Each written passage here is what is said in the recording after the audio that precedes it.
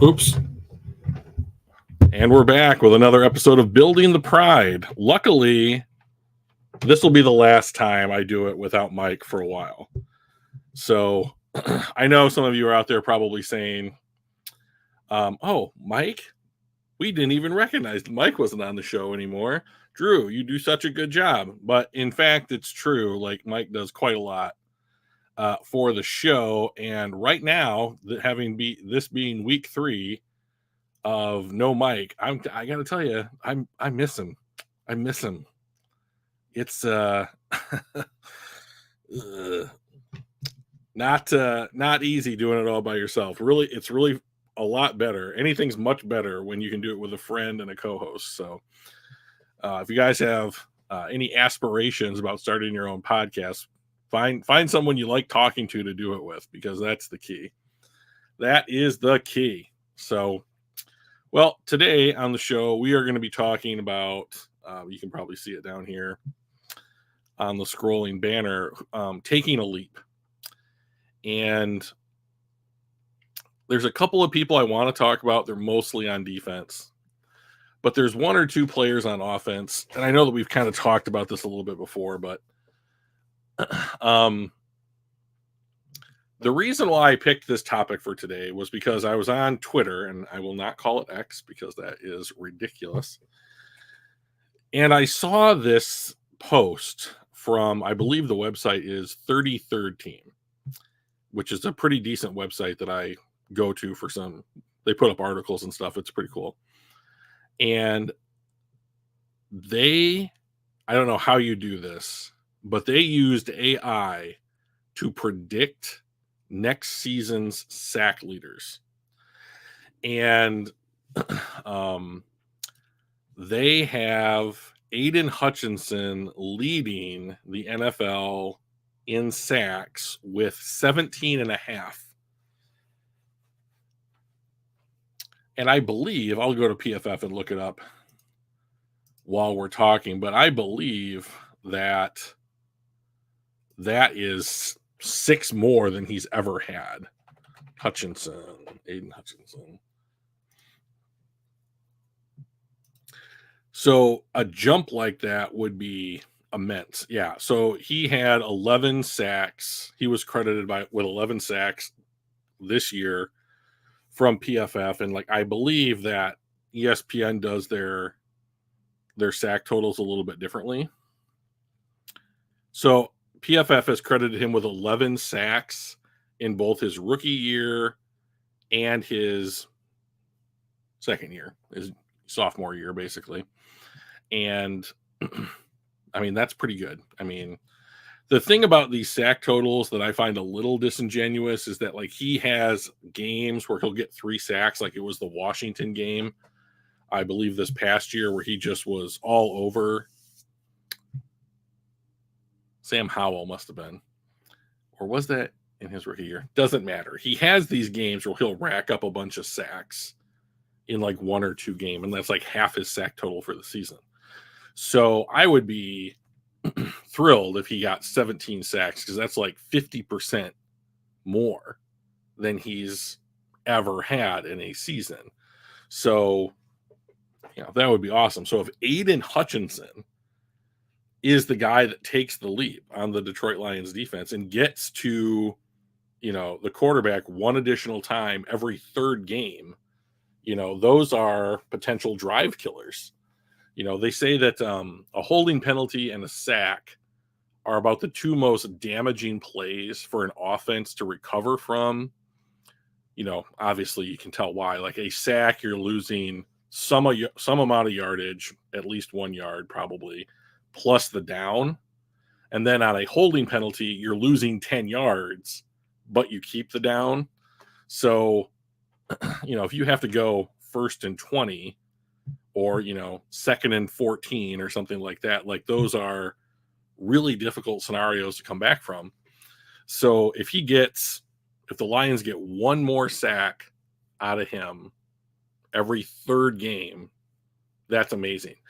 And if you add someone like Marcus Davenport, maybe James Houston, and if they get something I don't even want to be greedy about it, if Davenport had like 6 sacks and James Houston had 6 to 8 sacks, and you put something like 12 to 14 sacks on the other side of Aiden Hutchinson, and he's anywhere near, if he surpasses his previous 2 seasons yearly totals, like the defensive line goes from being like pretty good to like really terrifying.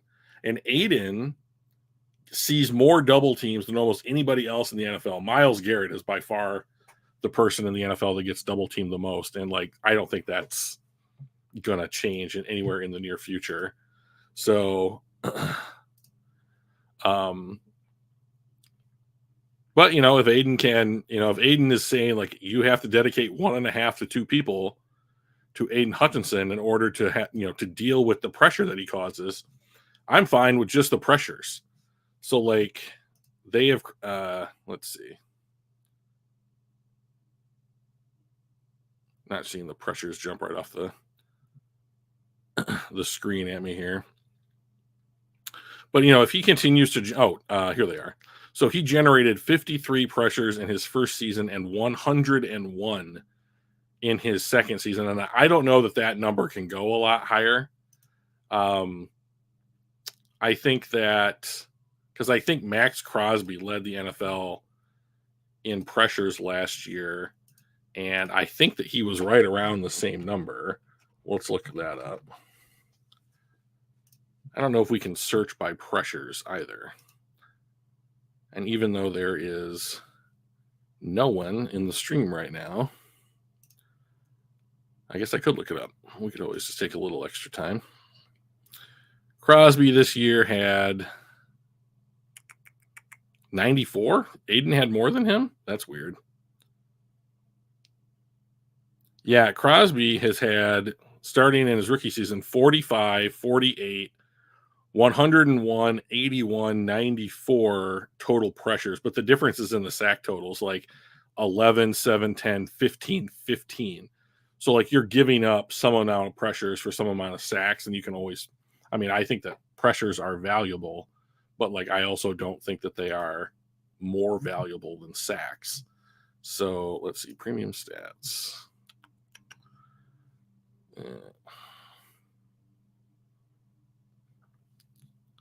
I have no idea how to do this.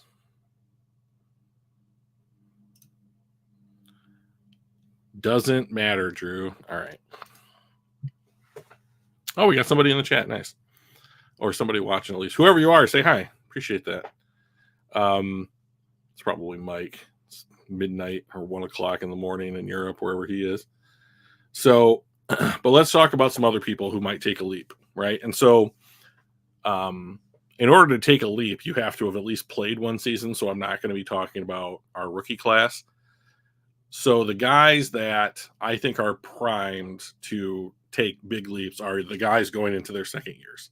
So that would be Jack Campbell and Brian Branch. So if Jack Campbell, and I know that we have talked about this in previous episodes, if Jack Campbell takes a step forward, and to me what that means is that he is able to call the defensive plays, then base defense here. Yep. If he's able to call defensive plays, that means he can play Mike linebacker.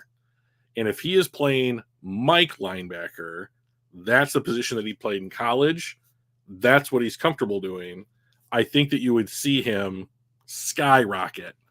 And not like, I don't need him to get a bunch more tackles. Like linebackers get tackles just for the sake of the position that they play.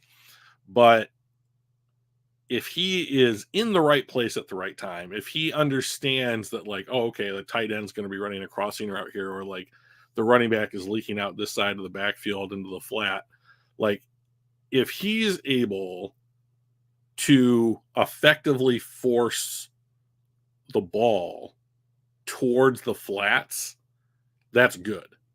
Like NFL defenses are actively trying to force the ball to the flats. They don't want the ball thrown in the middle of the field. They don't want the ball thrown down the field. They want the ball thrown to the flat. It's the greatest distance from the quarterback for the least amount of advancement down the field. And an athletic, rangy linebacker like Jan Campbell, if he can do that and he's on the field and he's calling the plays and he's playing Mike and he's able to see the flow of the play and get to where the ball is, and if he can keep it, 3-4 yards, then I don't care what his tackle numbers look like. I don't care what his force fumble interception numbers look like. He's doing the job. And like, that's the thing that I don't know that we had him in a position to do last year. Last year felt a lot like, all right, dude, you're a missile. Go ahead and take off and make, get a tackle in your gap, and now I think that he'll have some more freedom to predict what's going to happen on the field and go to where he's needed. And I think that's probably the player that they anticipated him being when they drafted him out of Iowa. And this organization loves players from Iowa. They love players from Iowa. So I completely anticipate that I think Jack Campbell is going to look like the player the organization envisioned when they drafted him in the first round 2 years ago. And if that's the case, then that's great, because then Anzalone can go back to will linebacker, and I think that they would probably both be better, than either one of them is currently when they're both quote unquote playing out of position. So I think that would be great. And then I know it sounds weird to say this, but the other guy that if he takes a leap that would help the team the most is Brian Branch. And I think Brian Branch is the most effective, and I would be surprised if this wasn't true, if this didn't turn out to be true. He's most effective when he is near the line of scrimmage. He is an exceptional tackler. And let me look him up real quick, because I think Brian Branch, I think his tackling numbers last year were really excellent. Let's see. Tackling grade. That seems strange. He had a 68.9 tackling grade for the season. There were a couple of games where he did not tackle well. The New Orleans game, the Denver game, and that makes a little bit of sense to me, because they have very fast, very small wide receivers. But then, of course, he had games where he was exceptional. Chicago, Green Bay, Minnesota, basically the in-division teams. Yeah, every time that we played a division opponent, he had an excellent, an 80 or higher tackling grade, or 79 or higher tackling grade. And, if he's coming out like that for the division, great, because that probably means we're getting closer to winning the division. But if he starts hammering those 80s and those 79 tackling grades, against the shiftiest guys in the league, then he's going to be a nightmare. And he's the kind of guy that can like blow up a running back or a wide receiver when they run those like screens to the flat. Anything behind the line of scrimmage, he's going to be all over. And the NFL seems like they want to be headed in that direction. Like, get the ball out quick, get it on the edge, get one block or two blocks and see if your guy can take it to the house. And he deals with that very effectively. So I'm pretty excited for him to be up near the line. What I don't, and maybe I've heard a lot about them wanting to put him back where Melifonwu has been playing at strong safety. And that doesn't mean that he can't, quote unquote, be the third linebacker in a nickel look or whatever. But like, then you just have Kirby in the back, playing center field, and that's what he's good at. But there's no one else back there. There's no one else back there to like prevent somebody from running by you. And like in a league that's playing a lot of two high shells, like I have no doubt that he can play a two high shell. It's just that like, do you want to give up his ability to disrupt around the line of scrimmage to play primarily two high shells? So we'll see. Aaron Glenn has said this offseason that he's got the personnel now to really play the type of defense that he's always wanted to play. And I mean, I'm all for it. I mean, like if that's the case, then great, because we're probably in a position to take a major leap as a defense. And like a major leap to me would look like, you are 16th or quote unquote lower, which I guess higher would be closer towards the first overall ranking. So 16th or higher. They were 19th last year, and like, if you can get that close to a top 10, top 12 defense, and the offense does what they did last year, then you're looking at a team that's probably winning the division and going back to the playoffs.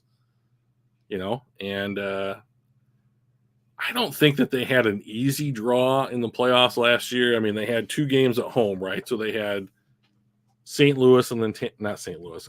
Why do I do this? They had Los Angeles and they had Tampa Bay at home, and they had 1 excellent half on the road in San Francisco. So 2 quarters away from the Super Bowl. It's pretty good. It's going to get harder, though. They're going to have a harder schedule, more time on the road. There's a lot of things that they don't control that they're going to have to overcome. But, if Aiden just continues to take a step no matter what he's doing, this team is just so much the better for it.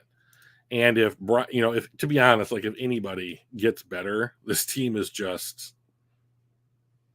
the clear-cut division favorite. So there are some other guys, obviously, that I think that if they take a step forward, like you're just doing really good. Like, will Jahmyr Gibbs step into the role vacated by Josh Reynolds and become the team's like clear-cut third, or even probably third option in the receiving game? Because if he is, I think he was third on the team last year in targets, if not catches, behind obviously St. Brown and Laporta, and if he steps into that role and takes it, and like, okay, you want me to get the ball in space, he runs hard if he can make it, and he can make a guy miss. So they very much want that in Detroit. So I think that, Jahmyr Gibbs, I mean, what would that even look like? Because I think he had something like 900 yards on the ground and 500 yards receiving, or 400 yards receiving, and that's 1,300 yards. I mean, like, what do you need the guy to do? I mean, he was excellent in his rookie season.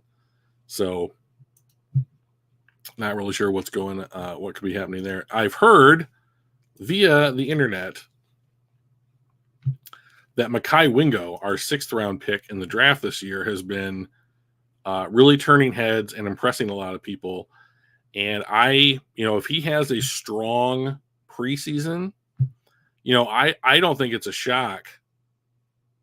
Have you made a 53 roster projection yet? We did that. I believe we did that. Oh, by the way, good welcome, Pat. I do believe we did that a couple of shows ago, Pat. I could dig that out, I guess, for you and see if we could do. But those were, what we have now, 90-man rosters. Do you have a prediction? I think you were there. I think that we had some this guy over that guy conversations, but I do have a prediction for the 53-man roster. Now they cut Steel Chambers, so I'm down my 53rd guy, and they did sign Jake Bates after I made my prediction. So I do think that will change things, but I'm still got 51 guys that I could be right about, I suppose, but I don't know that there's a lot of space for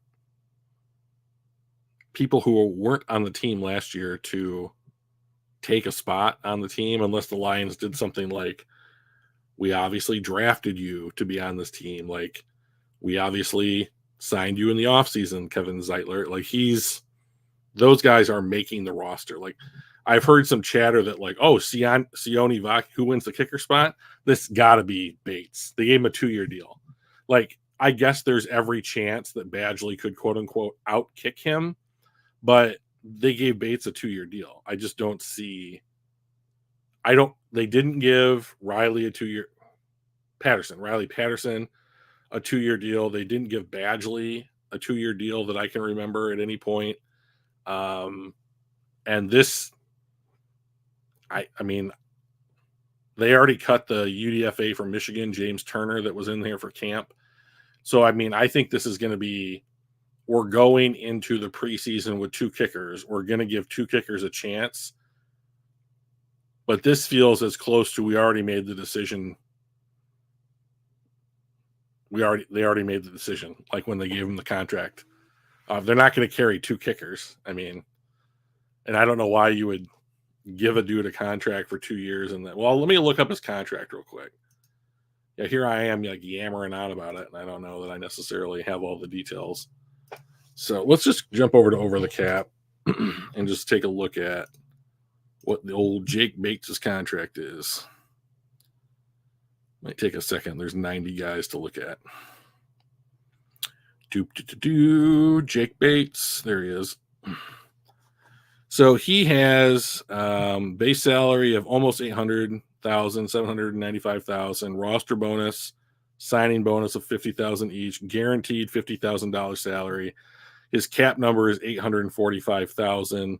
They could cut him and save money this year, and then next year you can easily cut him and you'd save $1 million, but he only counts as $1 million against the cap. So I mean, like, I guess, yeah, Bates did get 2 years. So I guess the contract is structured in a way that it's like, even if Badgley just shows out, like, you could cut Bates and be like, oh, we're going to save $700,000 on his contract and we'll just whoops-a-daisy it. But like, if they had any confidence in Badgley at all last year and he made 90% of his kicks, to me, the whole situation comes down to Badgley cannot kick very deep, and Bates can. Bates can make 60 plus. But if he gives the Lions 7 to 10 yards and effective field goal optionality, he's the kicker. Like, I think this team is going to go for it on 4th down. They're going to punt. They're going to go for it on 4th down as much as they punt it. And he's going to be there because there's going to be a situation at the end of a possession, at the end of the half, at the end of the game, where it's just like, well, we're on the 40 or around the 35 or no, 40 or 45. And we got to have it right now. Like, trot Bates out there and see if he can just nail a deep one. Like, to me, that's the whole reason he's on the team. So we'll see, though, right? Like, they'll go into the season, I imagine, with Bates on the roster. And, like, I will just be interested to see at what point they send him out. Because I don't feel that Dan Campbell's going to be any less aggressive because they signed a new kicker, right? Like, that just doesn't feel to me like who he is. So I think they will run their fake punts. They'll go for it on 4th down. They'll still punt it every once in a great while. But Bates is there to be like, all right, we're down 2 and there's 3 seconds left on the clock and you got to make a 60-plus yard field goal to win this game for us. Go out there, kid. So I'd be interested to hear your thoughts if that's how you see the kicker competition going. But to me, it's, I felt like when they signed him to a 2-year deal, like this was over. So they're just not calling it yet. Water's so good. Anything you want to talk about tonight, Pat? You got the floor is yours, man. I could run through my projection really quick if you want me to do that. If you've got any things you want to post about things you want to talk about. So quarterbacks, I think that they'll keep obviously Goff and obviously Hendon Hooker. I guess the question is, will you keep a third on the roster with that special rule or whatever that they have? I doubt it. Running back, I had it as Montgomery, Gibbs, and Vaki making it, and Craig Reynolds either being regulated to the practice squad or just being kept as a straight special teamer, because everything I've heard about from Vaki, who do you got for 5 or 6? Oh, okay. Everything I've heard about Vaki is that he is working with the running backs, really impressing. He's got big playability, and they're lining him up as a slot receiver too. So I think that his versatility is probably what's going to get him the RB3 position. 5 and 6. Okay, let's take a look at the roster here real quickly. So I have the wide receiver room as St. Brown, Jameson Williams, Khalif Raymond as the top 3, and then I think it really goes a little bit crazy. Let's go to PFF. Actually, they list it by position group here. Roster. So we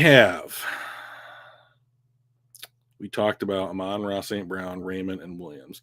They brought back Donovan Peoples-Jones on a 1-year deal. I do think he's on the team. So then the question is, so you said who's 5 and 6? So the people vying for that position are Antoine Green, who I've heard is getting reps with the ones at this point in practice. The other guys aren't. So there's some speculation that Antoine Green could be the starting X wide receiver over Donovan Peoples-Jones. So if that's the case, then more power to you. He's one of them. Darius Fountain is a guy. Maurice Alexander, Perpetual Lion Tom Kennedy, Caden Davis, and Traquan Smith. And if my guess is that the room will look something like St. Brown, Jamo, Khalif Raymond, Antoine Green, Donovan Peoples-Jones, and I'll give the nod to Traquan Smith. Now, they did bring in a UDFA from Illinois. Hey, Hatters, what's up, man? I think they'll keep 4 running backs too, but I don't think that the running back 4 is going to get carries in the regular season. So this is the one position group on the team that I think that like Brad Holmes will attack next season in free agency in the draft. Like I think you will see 2 more guys added to this position group.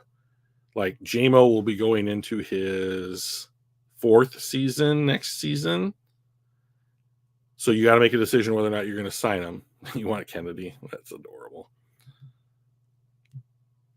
To be honest, like if Tom Kennedy was the 6th wide receiver on the roster, I would not be mad. I mean, the guy works. He's a worker, but he is a slot only, in my opinion. And they have that thing locked down. Like so that the Lions obviously love positional versatility. Like they want guys to be able to play multiple roles inside their position group. So obviously St. Brown's got that slot position locked, but he does play outside too. I'll go get the position, the snap breakdown here from him. But so he oh wow.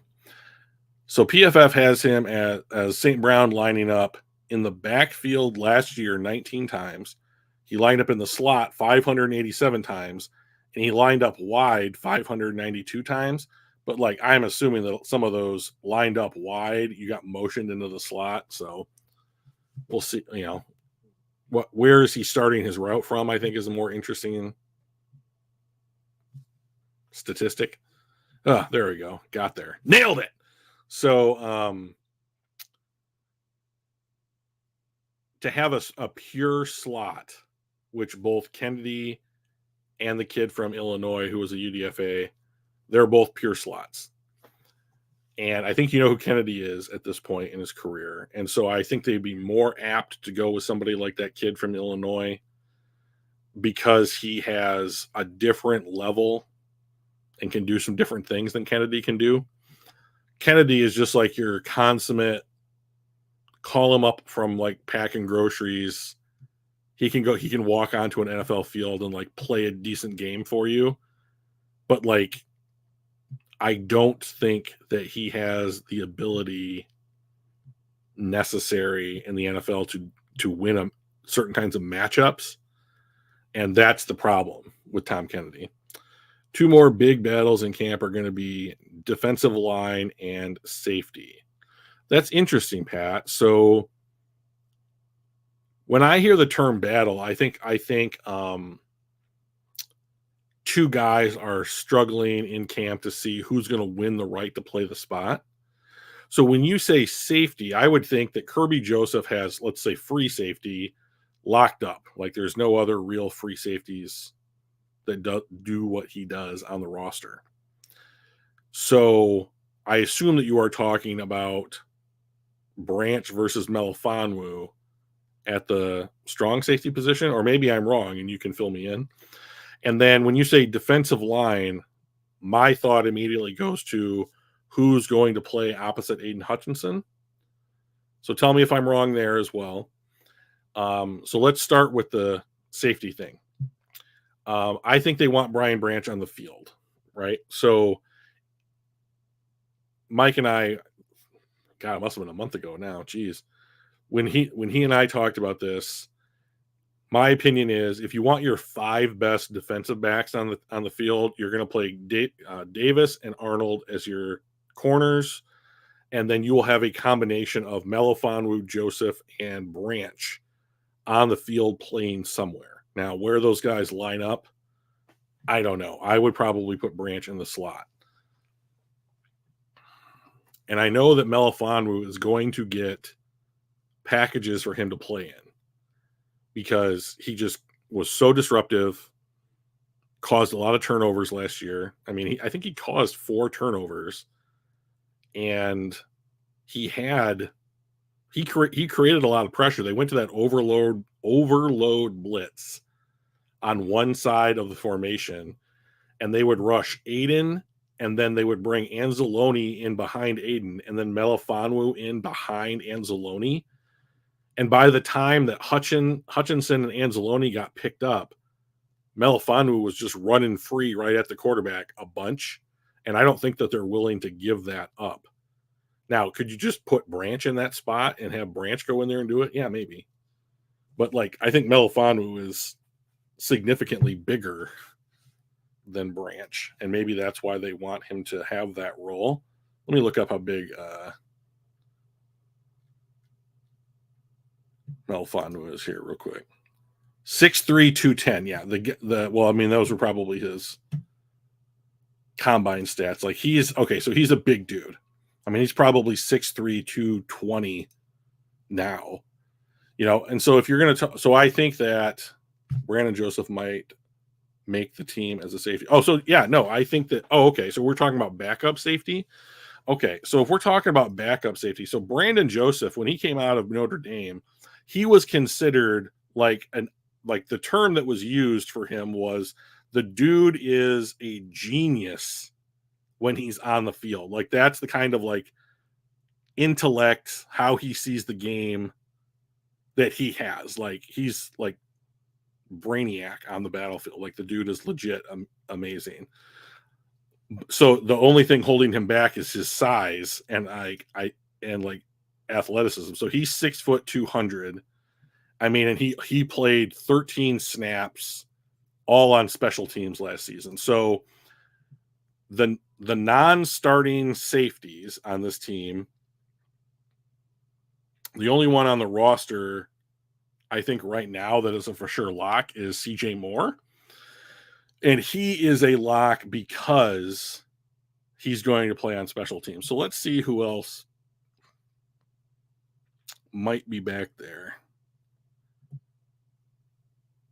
Boy, these 90-man rosters are not easy to look at and just know who's playing where. I don't think Stephen Gilmore is going to be played at safety. Isaiah Williams, that's the kid from Illinois. It's not him. No. One position group where I do think there's going to be a battle is for backup center. They brought in 3 UDFAs. And I think that they might keep all of them on their practice squad and train this one as a guard, that one as a center, whatever. But I think one of them, they're all battling to see who's going to be Frank Ragnow's backup. My voice breaks. I'm almost 42 years old. So I think Bates may make the team at DE. Bates. Oh, yeah, no, their Bates is Betts. Do you mean Matthew Betts, the dude from Canada? Let me just look him up real quick. Yeah, Matthew Betts. He's super cheap and like 6'3", 260. Makes a lot of sense to me that he would be in a rotation. Like I wouldn't be surprised if he saw like 10 snaps early in the season.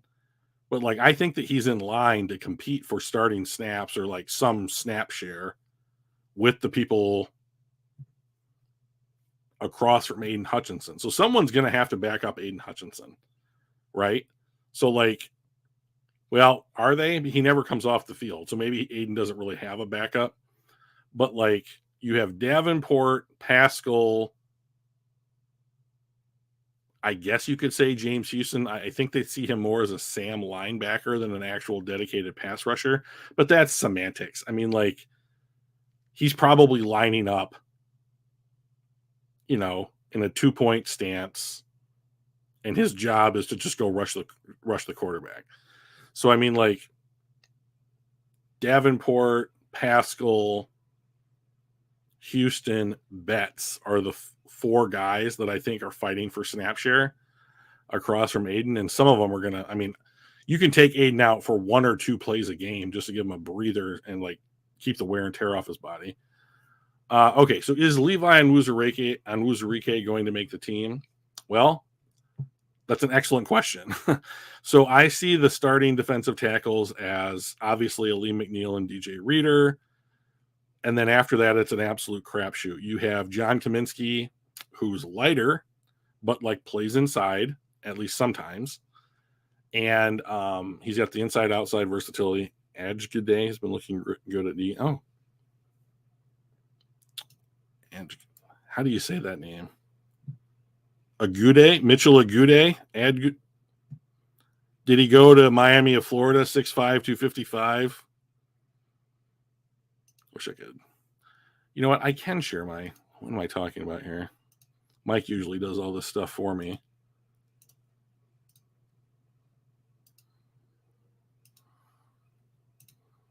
This guy, once again, I'll yell at myself for not making the thing bigger. This guy, is this who you're talking about?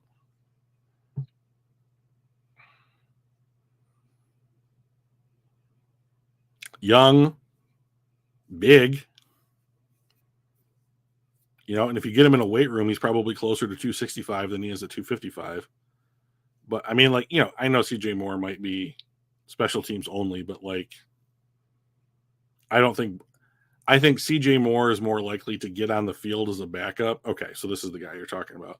I think CJ Moore is more likely to get on the field as a backup to either safety than Brandon Joseph is, just because he has not done it yet. But if he does, great, because I think the guy's a genius. He went to Northwestern and Notre Dame. Yuck. But like, Notre Dame is still a good football school. So if this guy makes the roster, good for him. But like, that means for edge rushers, you're looking at, because I think that obviously Aiden Hutchinson, Davenport, Pascal, James Houston, and Betts are locks for the roster.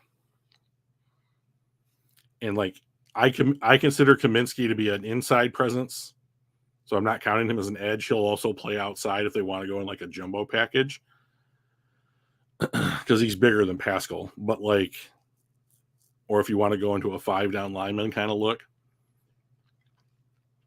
So defensive tackle, you've got McNeil, Reader. Reader's going to be on the field for, I think, 2 snaps out of 3. He is not a big snap eater. Like, he plays something like 500 to 600 snaps a season, if I recall. So there's going to be a rotation there. So you gave Broderick Martin his rookie season off. he was in the weight room. You were teaching him how to play football. Okay, the question is he ready to get on the field for some percentage of the snaps in year 2? If that is a yes, then that eats up one spot that Onwuzurike could take, right? The other thing that I've heard recently was that Mekhi Wingo, the 6th round pick out of LSU, smaller defensive tackle, more like a Kaminsky, but like pass rushing aficionado. Like the dude knows how to get past a guard or a center and get inside. And like, to be honest, if you pair someone like that with Aiden Hutchinson, someone's probably getting to the quarterback a good percentage of the time or making his life miserable. And so like right now, I would think that it looks something like Reeder, McNeil, Martin, Kaminsky, Wingo. So like, who's battling out for the 6th defensive tackle spot? So then I would think Onwuzurike is right there. But like, I don't even know who else he's competing with, I guess, at that point.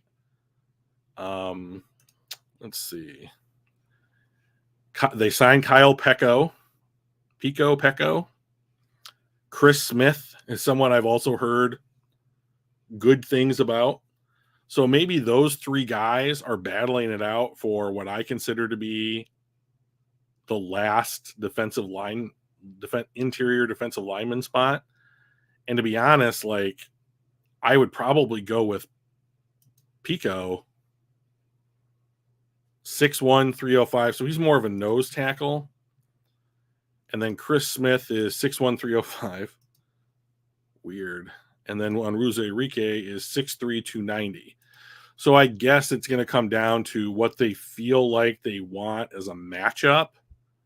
Because it feels like, just from the size and build or whatever, that like Chris Smith and, I just looked at his name, why can't I remember it, Peko, are about the same guy.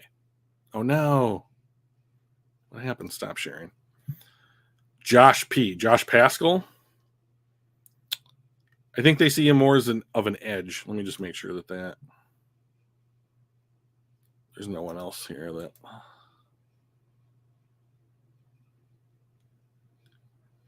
Josh. This is great TV. Yeah. You got to mean Josh Paschal. So I think Paschal's probably fighting for snaps on the edge with Davenport and Betts and Houston. You know, they could do some interesting stuff where they were like, we are going to play a line that looks something like Hutch, McNeil, who's going to be a 3-tech, Reeder. They may like him as a DE. Yeah, I think so. And you go Hutch, McNeil, Reeder, Paschal, Houston, you know, and then you can say, all right, well, we want on this alignment, we want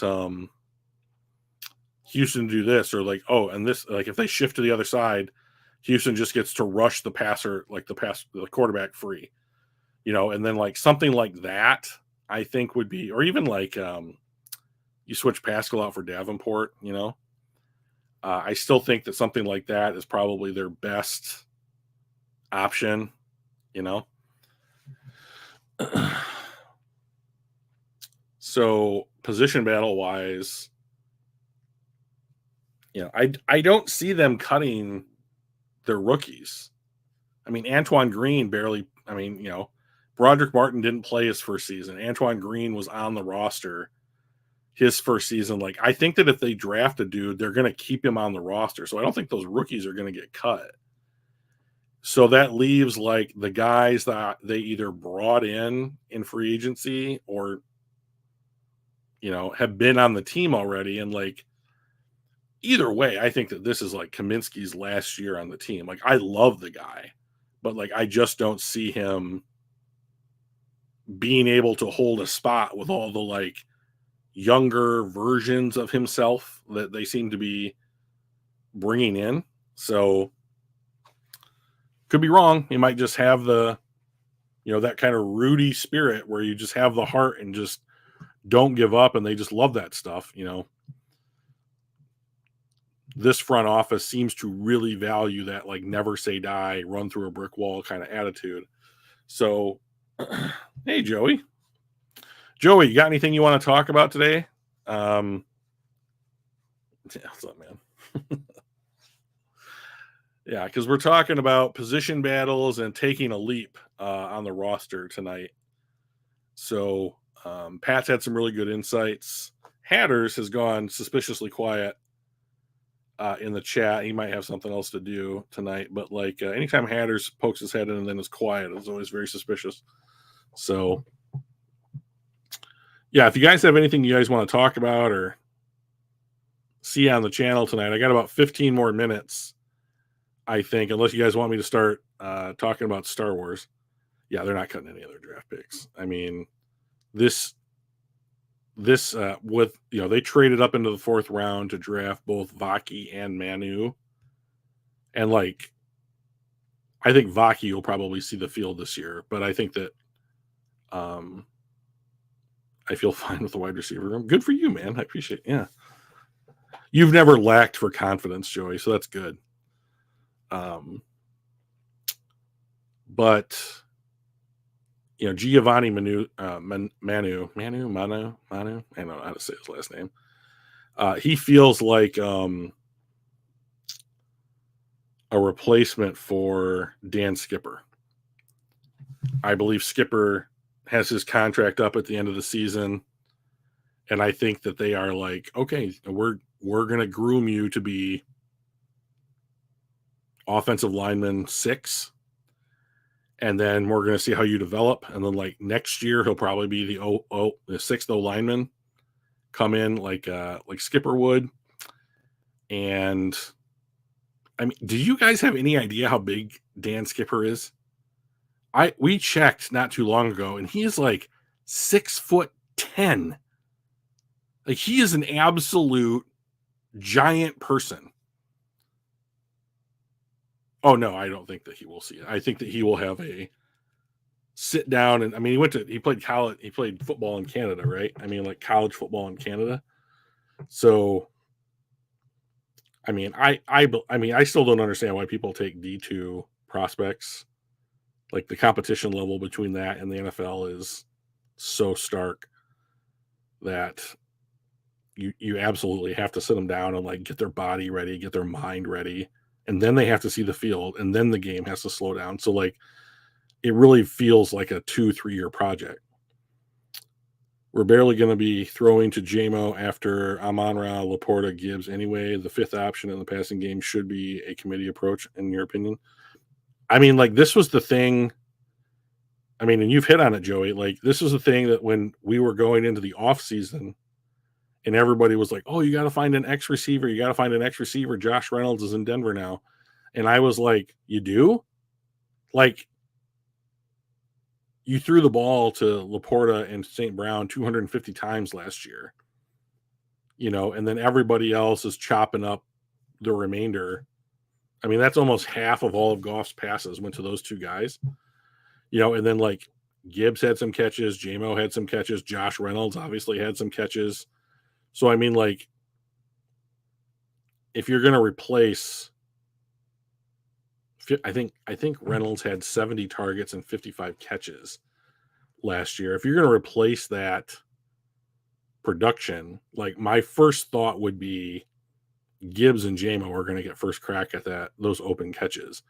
And like, if JMO, Dan Campbell went out of his way to say Jameson Williams has come into this year and looks different. Like, he just looks like a different guy, and I just have such a difficult time envisioning what his role looks like where he gets 65 catches on this team,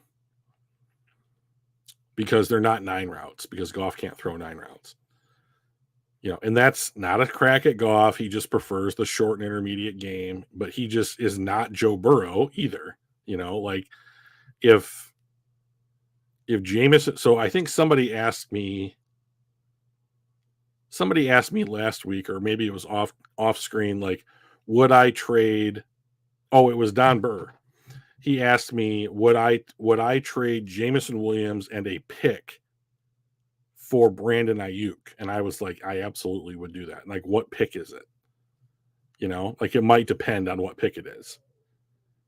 You know, but if it's like Jameson Williams and a second round pick, yeah, I would trade for Brandon Ayuk in a heartbeat. And I would give Brandon Ayuk whatever he wanted. But like, you know, having two $30 million a year wide receivers that operate in the same part of the field probably isn't like the best. But like Goff doesn't throw the ball anywhere else. That's where Jared Goff throws the ball. And Brandon Ayuk was 75 catches for 1,300 yards and like 12 or 13 touchdowns last season. I mean, like, he seems like the perfect X wide receiver for this team in particular. And like, I honestly, I mean, like, I love Jameson Williams. Like, I love speed. I love speed on the NFL. Like, I mean, I love watching guys like Tyreek Hill and why can't I think of his name? The kid from Cincinnati went to LSU, Jamar Chase. I love watching those guys play football and just running away from dudes. And like, I do think that Jameson Williams could be that guy, but like the injury, then the gambling suspension, which bogus or not bogus was, he wasn't on the field. And then like he started off slow and had some drops. And then finally the second half of last season was like the first time we really saw who Jameson Williams could be. And like now they're talking about him. Like I felt like they should be talking about him heading into his second season. Yeah, and I agree with you, Joey, what you just said about Ayuk's skill set. You know, but like you don't trade for Brandon Ayuk and not give him a massive extension. So I'm under the opinion that they can just sign everybody. Like I have yet to see a team really say like, "Oh, we definitely want this guy along for the long haul. We're not going to find a way to give him his money." I think it depends on how much your owner wants to spend in cash flow, which is different than the cap. So if they're okay with it, then yeah, you make the trade. You know, if they're not okay with it, then you ride with JMO, you know, and you see what he can become, because there's he's nowhere near the same size as Ayuk, but like that doesn't mean he can't be productive in a similar way as Ayuk is. I want to see Jameson Williams run slants, you know, and like something in the intermediate side of the field where you get the ball where like, okay, he's maybe not 100% up to speed, but like you get him the ball and then like give him like 2 or 3 steps and now he's up to speed. Like something like that handoff, that reverse handoff that they did in San Francisco, where he took it in from like 25 yards out and scored a touchdown. Like he can run away from people. You just got to get the ball in this kid's hands. You know, intermediate crossers. And like, here's the thing about Goff. I mean, like Jared Goff would almost have my undying loyalty as a Lions fan if he could just put the ball in front of a guy on a crossing route. Like he throws hooks and outs pretty well. Like he's pretty good at that at different levels of the field, short to intermediate. But like if he has a dude racing across the field, he has a real hard time putting that ball in front of him. You know, and like with somebody like JMO, if he has to lean back and like get the ball and slow down, he's going to get his head taken off. Right. And so like, once again, you know, so like, I've often asked people who are like real proponents of Jared Goff, like real advocates for Jared Goff, like what's his superpower? You know, and I've heard things like the way he sees the game, the intermediate throws, that kind of stuff. And like,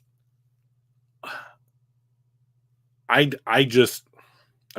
never coached or played football, so just a guy, but like I've watched it my entire life. And I have seen plenty of quarterbacks, including the last dude that we had on the roster, who could put the ball right there when the dude is running full speed across the field. And not everybody can, you know. But like if Jared Goff wants to be considered the 10th or a top 10 quarterback in the league for anything other than his salary, then like I feel like you got to put the ball right here. I don't need you to be able to zip it 60 yards downfield by flicking your wrist. But like this, that you got to be able to do that. So like if and when, and they will eventually move on from Jared Goff years from now. But like I feel like they will pick the dude that's like who can go to like the all-star game and hit the moving target and like the swinging pendulum and in that game or whatever that they play, like this dude will be like, okay, hit it, okay, hit it, okay, hit it, put it in the bucket, okay, hit the pendulum, all right, hit the duck or whatever. Like that's who the next quarterback of the Detroit Lions is probably going to be. I just don't, he's probably 15 years old or whatever right now. So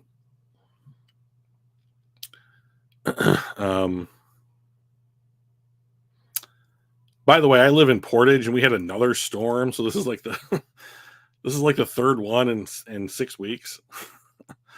And all my friends are on Twitter or on Facebook right now being like, does anybody need water? Does anybody need like a ladder or anybody need help clearing their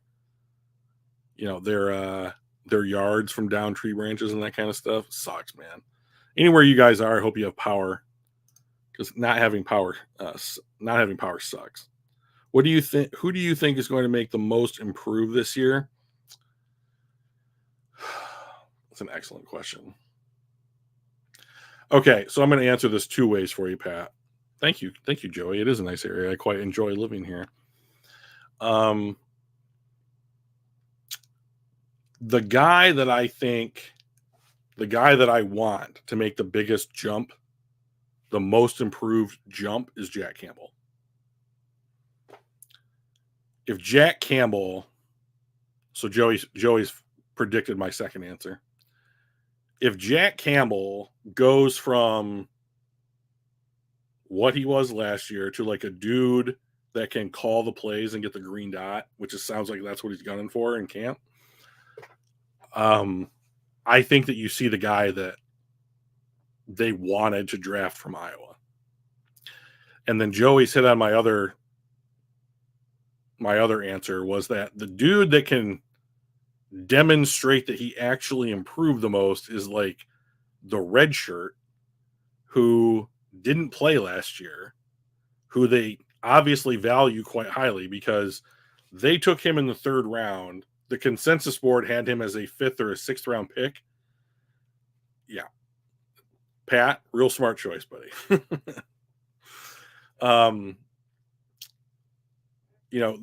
I think they had a lot of boards had like Martin as a 5th or 6th rounder, and the Lions took him in the 3rd, traded up with Arizona and gave up like good draft capital to take this guy high, and then they redshirted him, and like they wanted to get his body right. They wanted to get like his head right, like wanted him to get him in a position where he could succeed, and if he comes in and is just like and here's another story to go for you. Like when they signed DJ Reader showed up in the building day 1, and he said he had a plan for teaching Broderick Martin how to become DJ Reader, basically. Like he had like plays on his iPad, a whole like thing that was designed, like a plan. Like DJ Reader came into the building unasked with a plan how to teach Broderick Martin how to be DJ Reader. So like if that's the case, and like you put like, okay, I got my body right, like I was in the film room, I've been coached up like for a year, and now you bring in the like what's the term? It's not grand poobah, but like you bring in the dude that I should be like learning at his feet, like this is the guy that you want me to be, like, and you actually go and get that guy. I think Martin could obviously. Hey, Zaqua, a long time no see, man. How you been? If you got anything you want to talk about, throw it in the chat, man. Like this is open discussion tonight. Okay. He's gonna get to come off the bench and not be gassed out. Yeah. So, and if Jameson Williams is the guy that takes a huge leap, like, see, the thing about this is, like, this team was 12-5 last year and went to the NFC title game and like had a second half collapse. Otherwise, they're playing Kansas City in the Super Bowl, and then who knows? And like, you have Jack Campbell, Jahmyr Gibbs, Jameson Williams, Brian Branch, Broderick Martin, who all might, if any one of them take a step forward, like, what does the team look like? And then we haven't even talked about, like, are there rookies that could make an immediate impact? We sure hope Terrion Arnold is one. Outside of that, but like, Terrion Arnold, if he's just a solid cornerback, like, that's pot of gold at the end of the rainbow right there. I had him going 8th to Atlanta in my final mock. And he went at 24. So I mean, like, there's every chance that the Lions just got an absolute steal with both their first and second round picks, and they might really contribute year one. So, and if not, they're going up against Jameson Williams. They're going up against Laporta. They're going up against Jesus Christ, Amon-Ra St. Brown every day in practice. And that's going to help you get better real quick when you're going up against like all pros and pro bowlers and that shit, and like, not just like, and Sam Laporta is like a legit first ballot, non-alternate pro bowler. Amon-Ra St. Brown is a legit all pro, like, those guys exist on the Detroit Lions rosters now. And like, when you go up against those dudes in practice, like, you just get better for it. And it sounds like Terrion Arnold and Ennis Rakestraw are forming like a real cool friendship and like helping each other out and that kind of stuff. And like, great, we want to win football games. And no one likes losing anything. I just like to see I would just like to see all the second and third year guys take a step forward and not have very many regress or stagnate, as long as the majority of the developmental players develop in some way. Well, that's a good point, Joey. So here's the thing that I think leads to stagnation. You're either asked to do something you're either not prepared to do or you've never done. So basically not prepared. You get hurt or you play less, right? So I don't see Gibbs, Branch, Campbell, or Jameson Williams playing less. Seems like there's been a real commitment to those players. And the Lions, like, for the intangible side of thing, like the hard knocks, run through the brick wall type of mentality, every year we hear about these young guys who, like, they don't leave the facility. They have their body right. They've seen what it takes and they make a deeper commitment. Their work ethic is unparalleled. And like, and if you're like, so, and they have players like St. Brown, who's like, if you're in the wide receiver room, the guy just won't be outworked by anybody. He'll be there first. He'll be there last. Like, he'll go harder for, longer than you. And like, if that's the standard, like, you're just going to have your game be elevated, because if your coaches see Amon-Ra St. Brown working like that and they say you not equaling it, like, how can you ever make a case for like playing more, be given more responsibility, being asked to do more, see snaps, that, see the field, that kind of stuff. So like, I think the number one thing that you can point to for players who don't develop is injuries. That's what we saw with Onwuzurike. We saw it with Melifonwu. Pascal was in and out of the lineup with like hamstring and soft tissue injuries. And like, you don't see those guys kind of progress, right? Yeah. So like, lots of young guys on defense, right? So I think that's a good thing, because like, what is going to hurt a young guy on defense is being in the wrong spot at the wrong time, not understanding the play. It's the mental side of it. But if you have the veterans there, like Anzalone, and like Joseph is going into year 4, that kind of stuff. Like, who else now? Reader's obviously been there. Yeah, you're right, dude. There are a lot of young guys on this defense. But Carlton Davis is a pro. You know, he's a veteran, and like he's going to help with that. And if you have enough of those guys, and those young guys just know where they're supposed to be, their natural athleticism, and like I'm 22, like you know, like I'll be 42 next month, you know, and I'm nowhere near. I mean, I don't know if you guys can tell by looking at me, but like I'm nowhere near a professional athlete, you know, as far as athleticism or like just the natural makeup of a guy that's been playing football since they were 10 years old or whatever. So I just think that you make up for so much with your athleticism when you're young.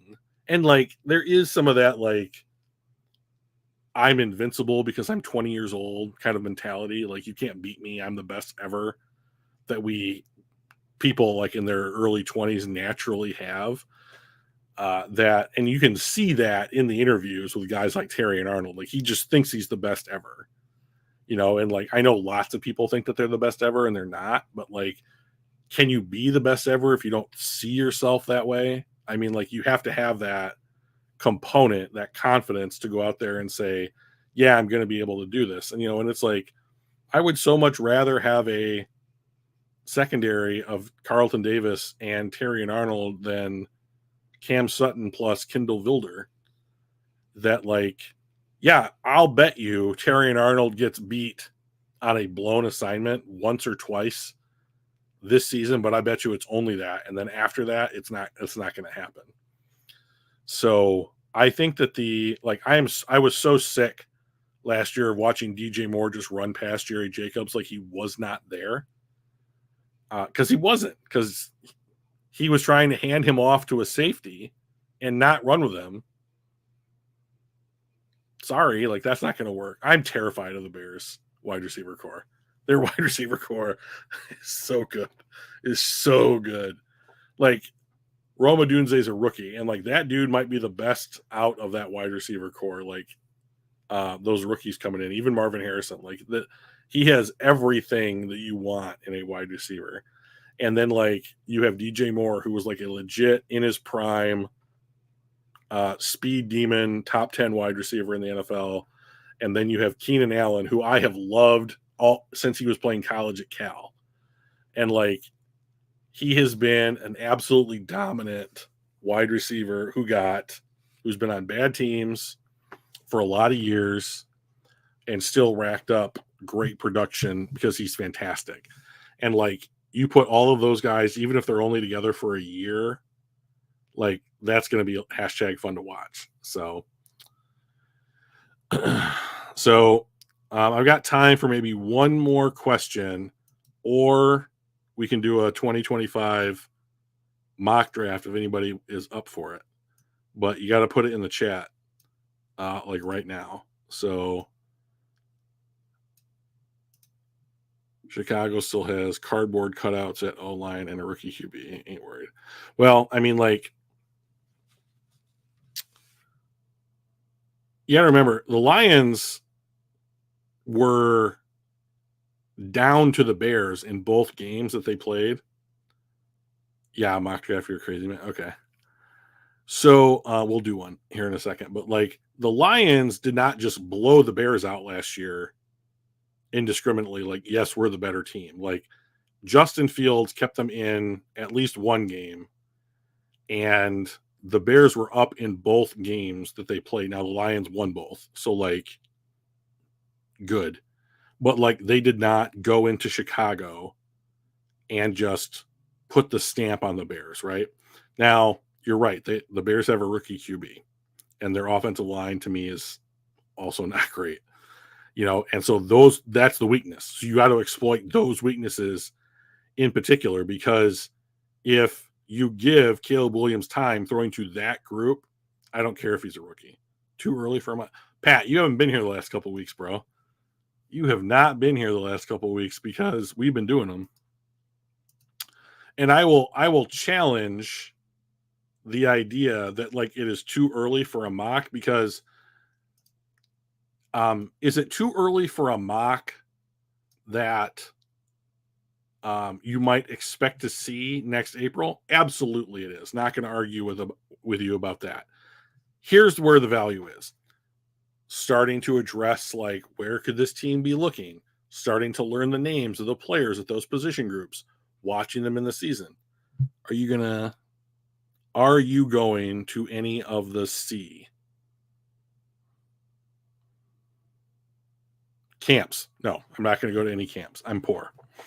So I will do what I have done for a long time, which is I will let dudes like Eric Schlitt and maybe you yourself, Pat, or Dr. Detroit or somebody go to the camps, and then I'll listen to and talk to those guys.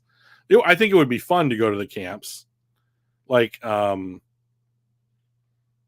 think the Colts have their camp not too far. Oh, you were on vacation. That's pretty cool. The Colts have their camp not too far from where I live. Middle northern Indiana, central northern central Indiana. And for a long time, I kind of liked the Colts because they had Andrew Luck, and like he was one of my favorite. You don't know where you're drafting. So okay, so that's a good point. So the draft order, and let me share my screen, is determined by DraftKings Super Bowl odds. So you're right.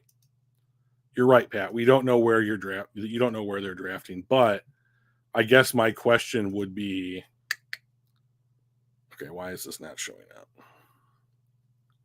Stop sharing.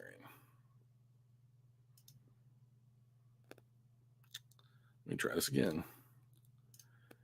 Present, share screen, pick that one, share.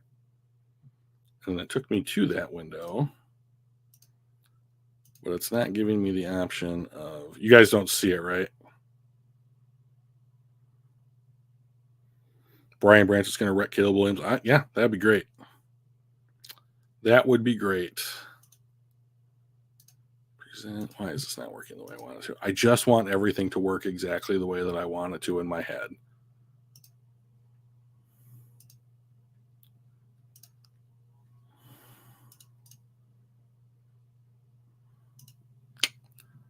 You obviously cannot see it. I've literally shared my screen earlier today on, oh, there it is. Here it is. I figured it out. I'm great at computers. Take that. Take that. Okay, so Pat, you're right. We don't know where we're picking. All right. So yes, it's a projection, right? But like we don't know where the teams are going to be picking until the Super Bowl gets played. So the best that we can do is to anticipate where it's likely the team ends up. Hackerman. What's Hackerman? You can't just say words and then expect me to know what's going on. So, all right, we'll kick. Oh, I don't remember how many rounds I did. Let's back up here. Settings. Oh, I did 3. Okay. Enter draft. Start draft. Oh, shoot. I got the. No, this is all wrong.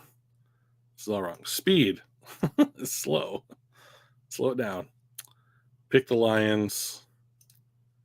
Enter the draft. We are picking 27th.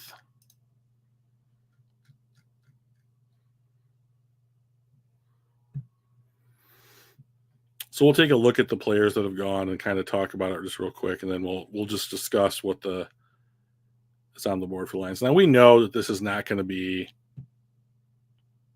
the board. You know, some of these guys will not come out. So we've got James Pierce going to the Panthers. They don't need a quarterback. We have Deone Walker, who I've never heard of, going to the Patriots. They don't need a quarterback. Luther Burden going to the Broncos. They might need a quarterback. Tennessee, are they going to be out on Will Levis? Will they continue to support him? And this one they don't. They take Mason Graham from Michigan because he's awesome. The Giants take Daniel Jones replacement and Carson Beck. Not the Redskins. That's inappropriate. The Commanders take a left tackle and Will Campbell for Jaden Davis. He really needs some protection because that. Have you seen the hits? Have you guys seen the hits that Jaden Davis takes? It is insane. Good with computers, hacker man, you boomer. Yeah, 100%. How old are you? I'll bet you're like in your 20s or some shit. Because that, I mean, hacker. Oh, hack. It's 2 words. Why didn't you type it as 2 words? You non-boomers. Oh my gosh, so terrible. Will Johnson. Yep, they have their quarterback. Travis Hunter. They have their quarterback. So I could see or not Oakland. My God, Las Vegas taking a quarterback. Possibly the Seahawks. But okay, Pittsburgh takes Sanders. I don't think Russell Wilson is on. I've heard that Justin Fields has just not distinguished himself at all in the Steelers camp so far, which would be pretty fun to watch. Okay. So the Lions are on the clock, pick 27. We can trade the pick. We can draft a guy. So the best player on the board per this super early model is Takario Davis, safety from Arizona. So let's just take a look at him just real briefly. Didn't play much in 2022, played a full slate of games in 2023. Excellent grade. Let's see where he lined up. Oh, he lined up at corner. That's interesting. I wonder why they have him at safety. Let's take a look. 6'4", 195, because he's super tall. He's super, super tall. All right, let me come back to you guys here real quick. You're 41. We're the same exact age, dude. Why are you doing this to me? So, like, I'll be 42 next month. I hope Pat didn't bail just because we're doing a mock draft. Like, there's a lot of value to be coming out. So, Joey, like, what do you think? What position do you think they would go for here? He does take crazy hits, too. It's, like, insane, the kind of hits that he takes. So I don't think they're going to take another running back. I would be surprised if they took a safety. They could take another corner. Do they re-sign Carlton Davis? What about the X wide receiver? I think with the Goff contract, that a quarterback in the first round is probably off the table. Probably a tight end in round 1's off the table. I mean, like the positions they could draft seem like they're drying up, right? So if the position, like if you don't have to draft for need, like I would almost say O-line. All right, let's take a look at the O-line. The highest rated offensive lineman is way down here. Emory Jones, tackle, LSU. He has played almost all of his snaps at right tackle. 6'6", 322. Well, he's about the size that the Lions like in their linemen. They like giant linemen.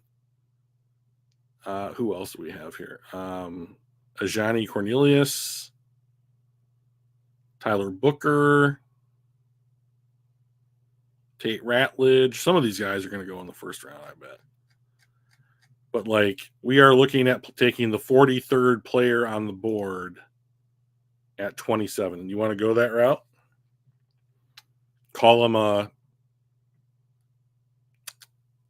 redshirt and just have him develop and then see what, because they're going to have to you have to make a decision on Eric Decker this year, right? So do you want to give him like a 2-year deal, or are you going to re-sign him? Like, are you going to re-sign him for like 3 years and then draft a replacement? Like, I could see something like that, but like we're already talking about carrying did I say it again? Did I say Eric Decker? Fuck. I should just say Decker and never say a first name. Fuck. Taylor Decker. Go out of the way. So, okay. I don't know why Eric Decker has made such an impression on me, but like I can legit not stop saying his name. So, okay, let's get back to the draft here. So, O-line. I mean, it makes about as much sense as anything else. They still don't have a dedicated pass rusher opposite Aiden. So I could see that. But let's take this kid from LSU.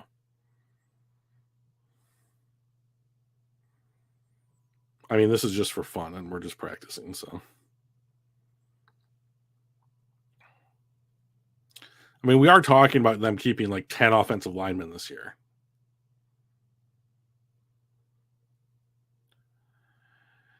Okay. We have a couple of quarterbacks, Drew Aller, Jalen Milroe. I like Jalen Milroe quite a lot. Connor Weigman. Luke Lachey would be an interesting addition at tight end.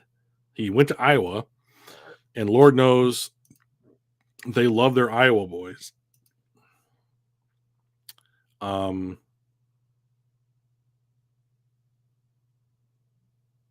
This is my prospect crush from Colorado State, Torrey Horton. If you haven't seen him play football, like go watch him play football, because Torrey Horton, imagine him lining up at X for the Detroit Lions, and I mean that's just going to be a thing of beauty. I'm praying that they take him, because I just like rooting for players I like on the team that I like. Okay, all right. So sorry, I forced that pick a little bit. So let me go back here. Edge would be fun, no doubt. All right, let's look for an edge guy.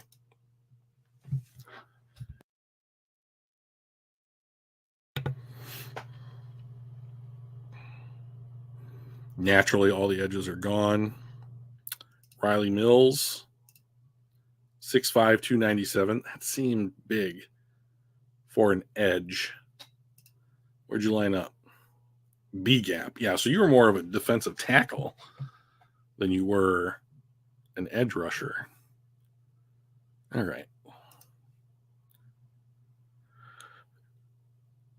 Alfred Collins, Barry Alexander would be somebody that I might be interested in here. Tonka Hemingway, that's a name. Look at that name. Shamar Turner, I've heard of. Josh Gray, this kid, the other tackle from Oregon State. Now I can't remember what his name was. Great big dude. This was the guy that everybody was watching, and they saw him. All right, let's take a look here. I don't think they're taking a center. I don't think they're taking a quarterback. I don't think they're taking a linebacker. Well, let me ask you this. Do you 6'3", 240. Do you re-sign Alex Anzalone when his contract is up? Do you intend to re-sign Alex Anzalone to another contract? Because you have Campbell, who's, in my opinion, they drafted to take over Anzalone's job. And then you have Barnes. But they both kind of play the same position. So, like, if there's one thing I think that Detroit should do with its linebacking core, it's to diversify the skill set even more. Right? So, like, Campbell's the prototypical middle linebacker. Anzalone's a very good will linebacker. You know, they don't really have a Sam linebacker on the roster, and they're trying to make James Houston be their Sam linebacker. But, like, do they have a guy like that they can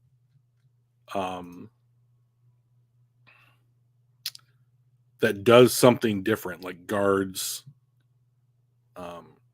tight ends, or running backs out of the backfield or something like that?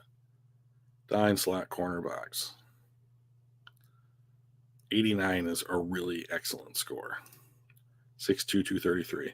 Smaller. So, like, do you go for somebody like this, like a Jay Higgins type, a Jack Kaiser type from Notre Dame? Yeah, same thing. 90. Why is this guy rated lower? Played less snaps? Okay, makes sense. Something like that. Like, do you go like that and you start diversifying out your linebacking core just a little bit more? I wouldn't, but Holmes probably will. I don't. I have completely given up. I don't know about completely given up, but I find it very difficult to predict what Brad Holmes is going to do. So, like, here's the other thing. Like, Ife Melifonwo's contract is up. Like, he's a bigger safety. Like, do you just want to replace that with a rookie contract. Maybe not. But like, let's say you keep CJ. I think they signed CJ Moore to a 2-year deal. Like, if you keep CJ Moore on as a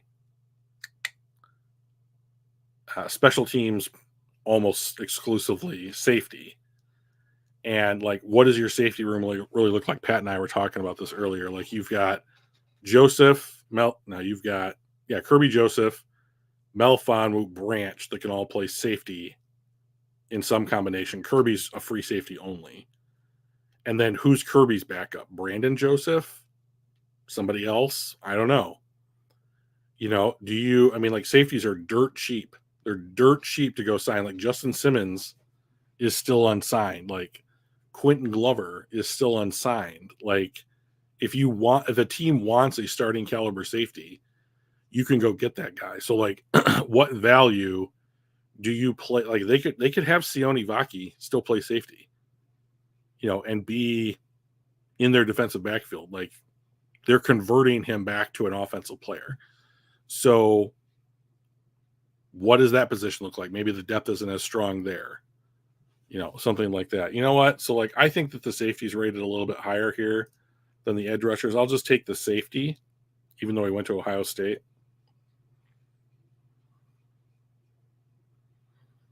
Now they're going to grade this draft really poorly. Yeah. They want me to take a quarterback. Yeah, we did really poorly. But like, if you told me we went tackle, wide receiver, safety, I think that you would have a hard time looking at that draft through the first 3 rounds and being like, okay, yeah, I can understand what they were thinking. Okay, yeah, that makes sense because of A, B, and C. So, just like familiarizing yourself with the names, I think is going to help you so much in April. Like, talk intelligently about who they might take, right? And like, you could be like, oh, come to Building the Pride podcast. They do this stuff all the way like in June, and they get all the names of the players wrong. So that was fun. I always like doing a little mock draft. That's always a good time. I like learning things about the draft. And Mike is back next week, guys. So we're finally done with it just being me. Good conversations today. I want to thank Pat and Joey for really leading the charge here. Zakwa popped in. Always good to see him. And of course, Hatters, even though I wanted Hatters to talk a little bit more. Always good to see you guys pop out. And if anybody was in the background not posting and just kind of watching, always great to have you too. Feel free to post and have your voice heard. We want to interact with you guys. So it's every Tuesday at 7 here on Building the Pride, and we are going to see you guys next week. See you guys later. Bye. See you, Joey.